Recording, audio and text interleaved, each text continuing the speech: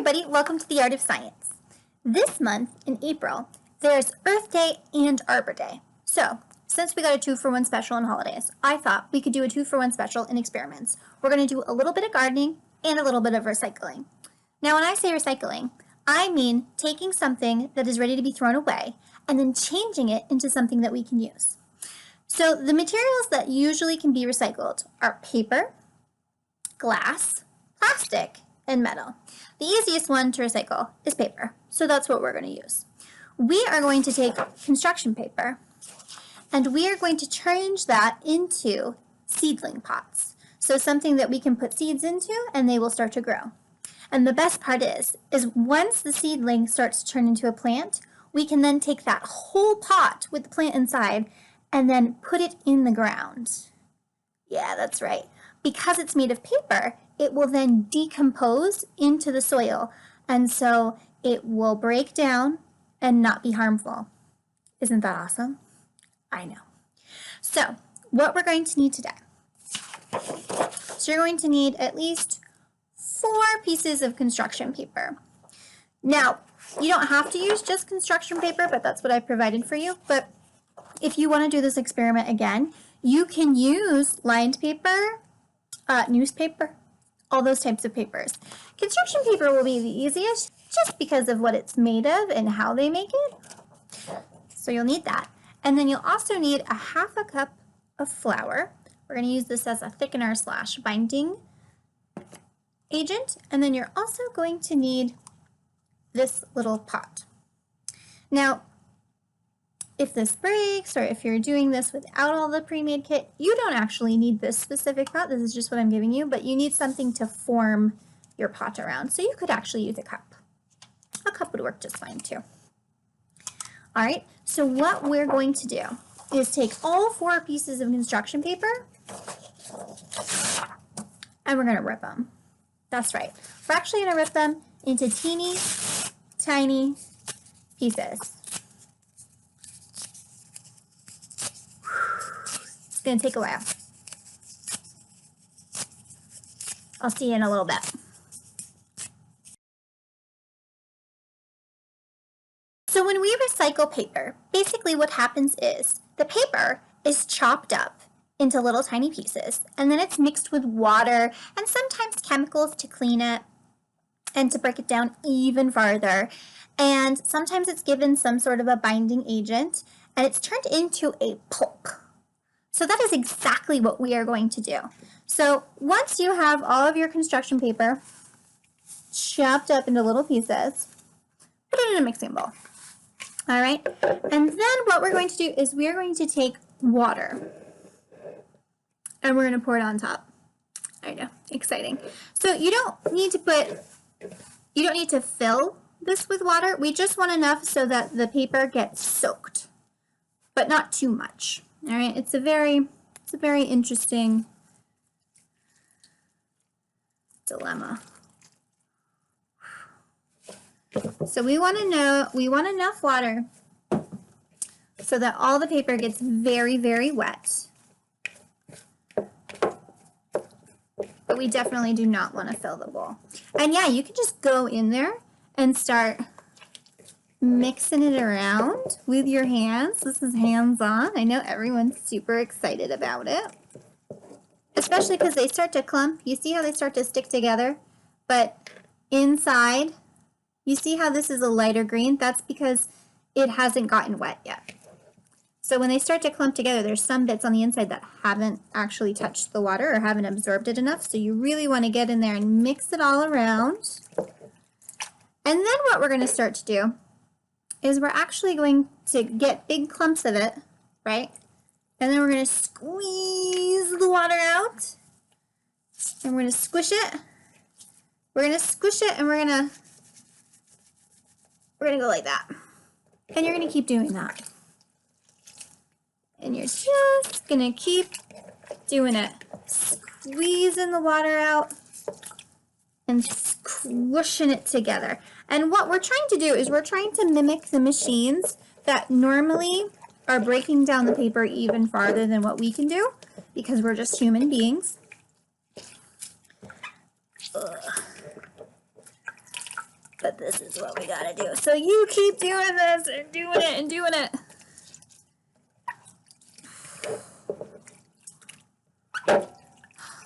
We gotta do it for a while. I'll meet you back when we're done. Woo! Okay, so once you have squished and pounded this enough, it begins to look a little bit like a pulp, right? True?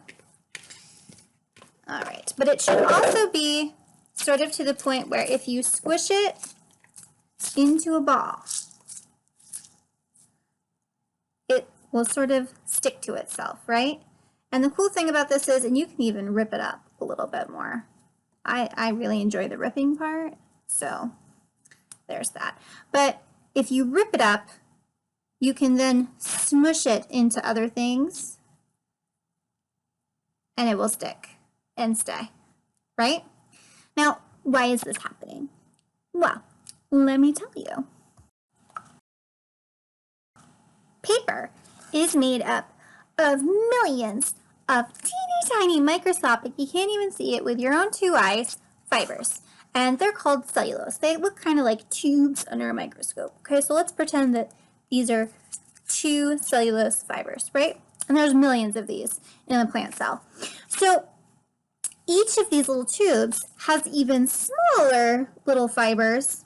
And normally in paper, they're like this, right? So their little tiny fibers are sticking to each other and making these two tubes stick together. But when we put water on them, what happens is these little teeny tiny fibers detach, right? So they let go. And it lets the paper be broken down and turned into this pulp. And that's why you can rip it apart and there's those little tiny things. But when it starts to dry, they will then go and attach themselves back together. And that is why paper is so easy to break down and then recycle. However,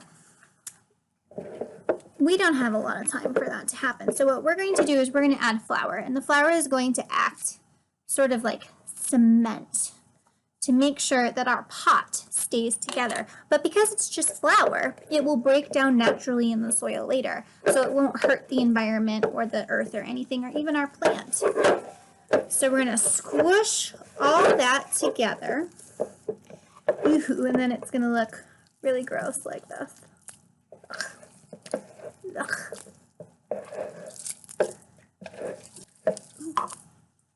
Squishing it. All right. This is actually very similar to when you're making paper mache. Yep, you wet the paper, right? And then you make a water and flour mixture. And we know paper mache gets really hard, right? All right, and then what you're going to do,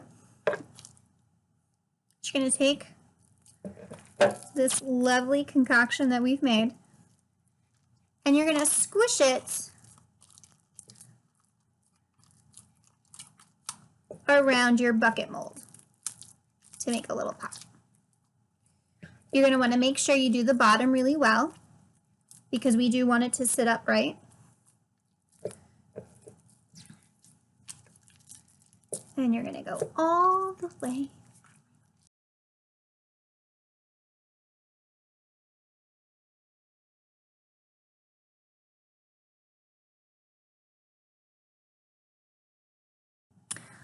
Okay, so when you're finished, before you do anything else, just double check, make sure that there's no big holes or anything like that. I mean, I love a pot with a good amount of drainage too, but we want to make sure that it's structurally sound. And then we're going to leave this to dry in a warm, dry place for probably at least a day, at the very least, depending on how warm wherever you're keeping it is. And you're going to want to put a plate or something under it because a little bit of water might drain out as it dries, right? And we don't want to make a mess. All right, so I'll see you guys in like 24 hours.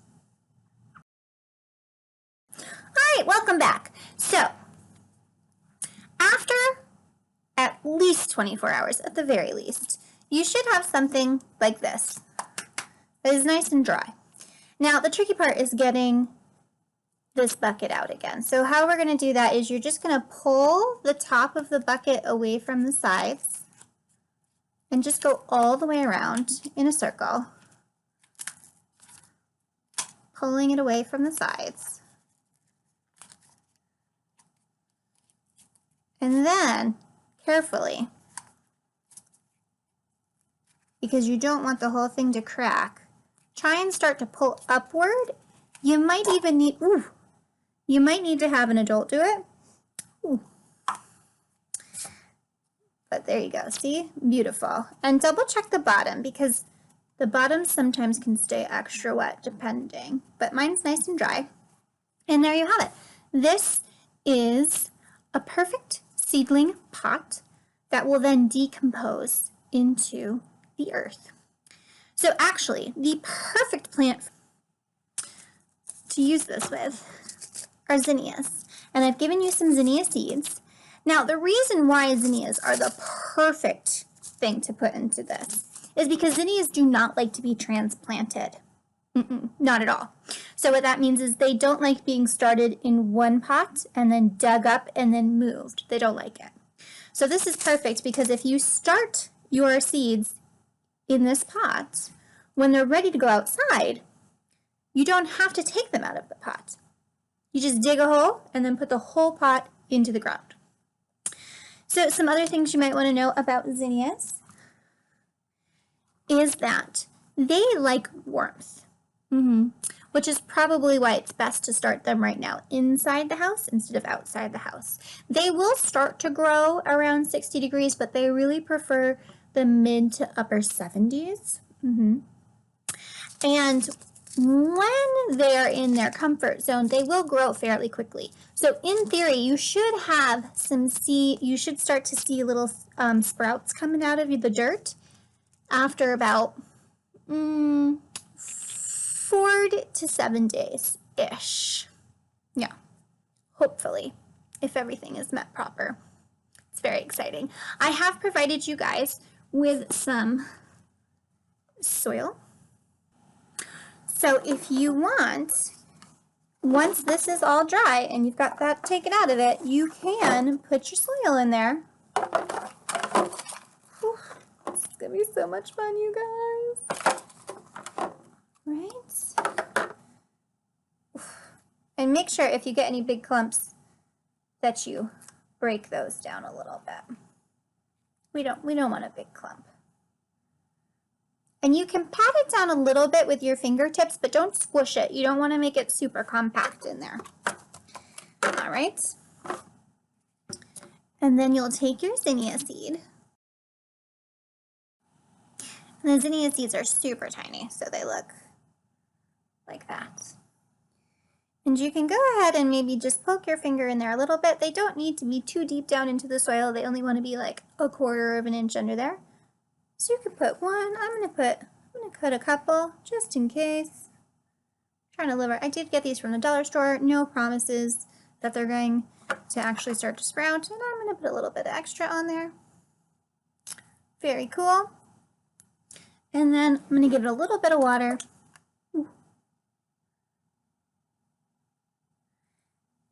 And now we're going to stick this in a sunny place. Now, like I said, these are just made of paper and water and flour. So you do want to make sure where you put it in a sunny place that you put it under a plate or in like a little bowl or something, because water will drain out of it and we don't want to make a mess once again. But we're going to put this in a sunny spot and hopefully in 4 to 7 days, something's going to grow out of that. Now, I'm going to keep track of this. I hope you do too. This is an excellent time to make an observation journal.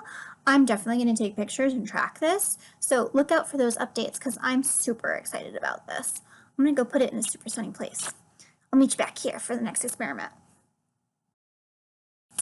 So it's kind of a bummer that we can't watch the zinnia's seed germinate, which means sprout and transform and grow from this teeny tiny little seed into a plant.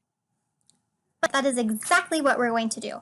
We're going to make a window garden. And what I mean by that is not that we're going to put the plants in a window, because that is what some people do for their window garden. What we're going to do is we are actually going to be able to look like we're looking through a window and see how the plant grows from a seed into a sprout. So what we're going to use for that, there's two different ways of doing it. And I've given you the materials to do both ways. So you can do one of each, or you can just choose one. It's really truly up to you. Live your life. But in your kits, there should be 3 cups, 3 plastic cups. Ignore one of them. That's for later.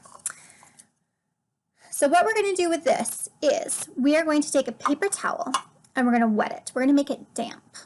Okay? So grab your paper towel and you can run it under the faucet, or if you still have that pitcher of water from that experiment we did earlier, you can just dip it in there and then squeeze all the extra water out of it, because we just want it to be damp. We don't want it to be soaked. We want it to be damp. These are different things. So, got your paper towel, which is nice and damp, and then you're going to take a seed. I have given you beans. So a bean is a nice big seed, right? Very easy to see. What we're going to do is we're going to put it on the side of the cup like that, and then we're going to use this damp paper towel to sort of pin it in place like this. All right? Do you see that? So there's the bean, and then there's the paper towel behind it. And then we're going to take this other cup and we're going to put it on top. Now we're not going to push this down and squish everything. This is really just to make sure that everything sort of stays where it's meant to be, and it creates this nice little greenhouse effect. So as the water evaporates, right, from the warmth of the room, out of this damp paper towel, it's going to get caught on the sides of the plastic on each side, and it'll create more condensation. All right, and this is really all that the seed needs. So we're actually going to put this in a dark place. Unlike our zinnia plant, which we went and put in a bright sunny place, because the seed right now is under the soil. Remember, we put all that dirt on top of it, so it's actually sitting in the dark. So we need to put this seed in the dark. So find a nice dark place and put your seed in there. All right, I'm gonna go find one. So the other method of making a window garden is to use a reusable plastic bag. So we're gonna do the same thing as before. We're gonna take a paper towel that is damp, not soaking wet, but damp, and we're gonna put it inside the plastic bag. Oof. All right, we're just gonna lay it down there. And then we're going to take another seed. I ran out of the beans I was using, so I'm actually going to use a beet seed, which aren't as big as the beans. They're very tiny, actually. See how tiny and cute it is? And we're going to place those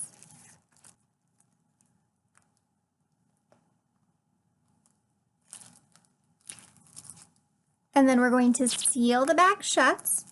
And then just like the other one, we are now going to put this in a dark place. Because again, there's no soil on top of it. So we're trying to pretend that we are underground. So we want it to be nice and dark. Now, different seeds based on different conditions will sprout at different times. So I can't tell you that this is definitely going to sprout within 3 days. It could take 3 days to begin to sprout. You might see changes, very small changes over time, but it could take a few weeks, or it could not happen at all. We don't really know. This is sort of a gamble you and I are doing right now. It's an experiment. So again, great time to create an observation journal. And if you have enough seeds, it might be fun. Put things in different places in your house. So make more than one, and then, you know, put one, say, in the basement next to the dryer, because it's going to be nice and dark, but also warm from the dryer, right? Or maybe upstairs in your bedroom. in a drawer where you can't see it. Who knows? And then see if there's any differences in how long it takes them to sprout and how, or if they sprout at all. This is so fun. This is so much science. Oh my gosh. Exciting. But again, it's going to take some time. There's lots of waiting in this one. Let's do a different craft that we don't have to wait so long with. I'll meet you back after I put this in a dark place. Also, quick reminder, you're going to want to keep the paper towel damp. So every day or two, go and add a little bit more water to your paper towel, okay? Because we want to keep those nice and moist. So while we're waiting for our actual plants to, grow and be something other than a seed, I thought that we could make a flower. But we should make that flower out of something that we've already used, right? So do you remember those 3 plastic cups I gave you? I gave you an extra one, right? We're going to use this extra cup, and then we can also use those other cups when you're done sprouting your plants in them to make plastic flowers, which we can then use as markers when we put our little seedlings outside. So if we put them outside and then we go, oh, wait, where did I put those seeds yesterday? We can put these right out front and go, ooh, this is where we've put those seeds. So in order to turn this into this, what we first have to do is color it in. You're going to want to use Sharpies. I'm going to provide you with a few, but if you want different colors, you will want to use permanent markers, okay? Okay. So once you've colored it, and you want to color the entire thing, you especially want to color the bottom, okay? Partially because this is where we're going to glue the popsicle stick on the back, but also because it's the center, and that's what we see the most of. So once you've colored it, however you want, and I try to color mine like a sunflower, because I like sunflowers, I also like daisies. You, or an adult, depending on how old you are and how safe you feel doing this, you're then going to cut it. You'll want to be really, really careful because sometimes little bits of plastic can come shooting out. So if you're not sure, have an adult do it, all right? Here we go. And these are dollar store plastic cups, so they shatter pretty easy. So you want to be extra, extra careful.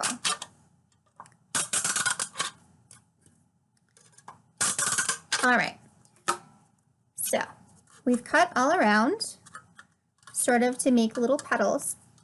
And then what you're going to do with the assistance of an adult-like person is you're going to put this on a baking pan that is lined with tin foil or aluminum foil. All right?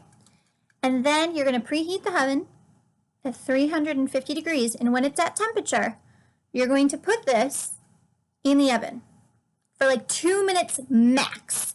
Feel free to watch while this is happening. It's really fun to watch it melt. But it happens very quickly once it gets going. So once it gets down, it melts down into this shape, have someone take it out, all right? It happens fairly quickly. It's like 2 minutes max. And you'll definitely want to have a fan on or the window open because melting plastic stinks like really, really bad. But it looks really, really cool when you're done. And then I have provided glue and a popsicle stick, and you can just put some glue on the back of your plastic flower and pop your popsicle stick on there and let it dry, and then it's amazing. I will tell you that these edges that we've cut can get kind of sharp. So if you have like a really handy individual in your home who has some sandpaper, maybe they want to sand them down. You don't have to, that's just like an extra precaution. But do be mindful of these edges. They could get a little bit sharp. But super cool, huh? So I hope you guys had fun. We're growing, we're recycling, we're reusing, we're doing all these great things. And I hope that if you take any pictures or do any observation log situation that you keep me updated, okay? And I'll keep you guys updated on my plans, and we'll see who can grow the most, okay? Deal? See you later.